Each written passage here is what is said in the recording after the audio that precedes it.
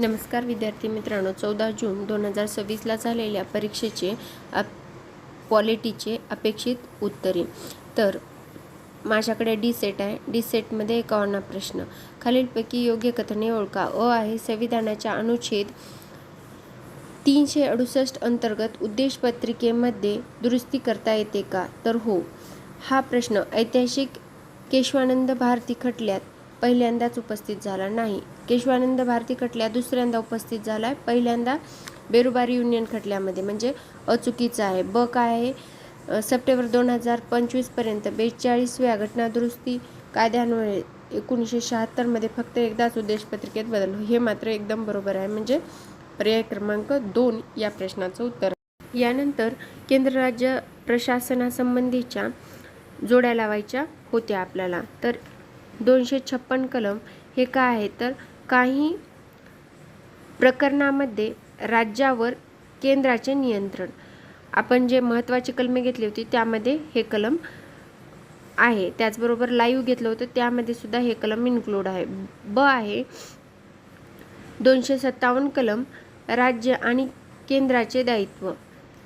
त्यानंतर 258 ए कलम हे कलम केंद्राकडे कार्य सोपवण्याचा राज्यांचा अधिकार आहे. यावरून प्रश्नाचं उत्तर येऊन जातं. अ ला 1, ब ला 2 आणि क ला 4 आणि ड ला परत 3. म्हणजे या प्रश्नाचं उत्तर आहे पर्याय क्रमांक.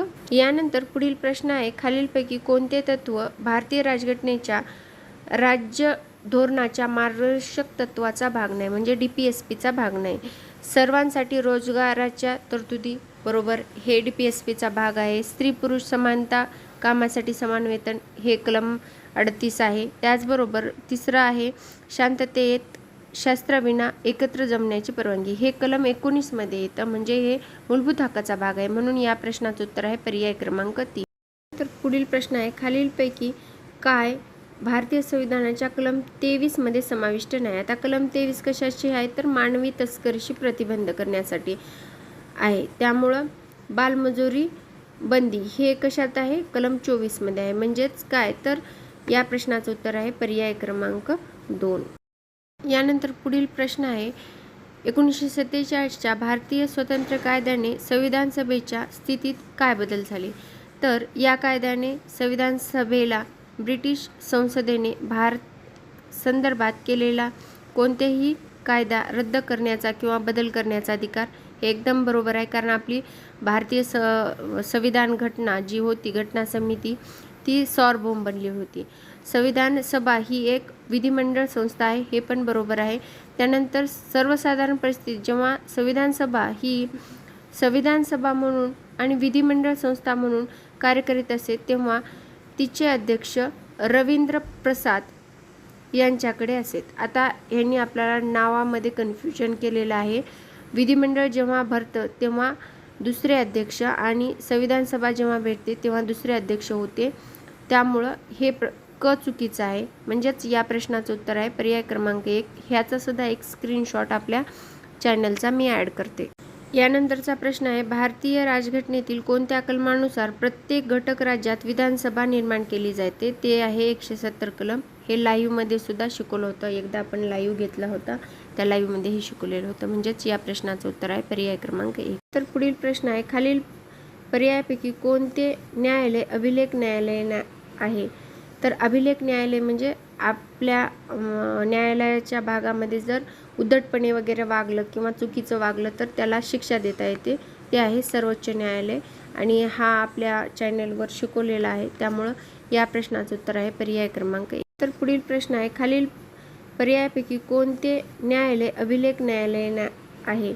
तर अभिलेख न्यायालय म्हणजे आपल्या न्यायालयाच्या भागामध्ये जर उद्धटपणे वगैरे वागलं किंवा चुकीचं वागलं तर त्याला शिक्षा देता येते, ते आहे सर्वोच्च न्यायालय. आणि हा आपल्या चॅनलवर शिकवलेला आहे. त्यामुळं या प्रश्नाचं उत्तर आहे पर्याय क्रमांक 1. तर पुढील प्रश्न आहे, ग्रामपंचायत खालीलपैकी कोणते शुल्क वसूल करते? तर ते घरपट्टी. ते शॉर्ट्समध्ये मी शिकवलेलं आहे, ते सुद्धा तुम्ही बघू शकता. या प्रश्नाचं उत्तर आहे पर्याय क्रमांक. यानंतर पुढील प्रश्न आहे, भारतीय संविधानाच्या 12व्या अनुसूचीमध्ये नगरपालिकेत खालीलपैकी कोणते कार्य निश्चित केले आहे? तर नगरपालिकेमधलं जे 12वी अनुसूची आहे जी 74व्या घटनादुरुस्तीने ॲड केलेली होईल तिच्यामध्ये हे सर्व म्हणजे अ ब क ड हे सर्वच्या सर्व म्हणजेच या प्रश्नाचं उत्तर आहे पर्याय क्रमांक 4. त्यानंतर पुढील प्रश्न आहे भारतीय संविधानाच्या सरनाम्यातील सुरुवातीला जे आम्ही भारतीय लोक आहे अशी आहे खालीलपैकी कोणत्या देशाच्या संविधानाच्या सरनाम्यात अशीच्या अशी आहेत तर ती आहेत अमेरिका म्हणजेच युनायटेड स्टेट्स म्हणजेच या प्रश्नाचं उत्तर आहे पर्याय क्रमांक 4. नंतर पुढील प्रश्न सरपंच किंवा उपसरपंच यांच्या विरुद्ध अविश्वास ठराव मांडण्यापूर्वी किंवा 1/3 सदस्य सह्याने तसा प्रस्ताव सूचना कोणाला द्यावी लागते तर ती तहसीलदाराला द्यावी लागते म्हणजेच या प्रश्नाचं उत्तर आहे पर्याय क्रमांक 2.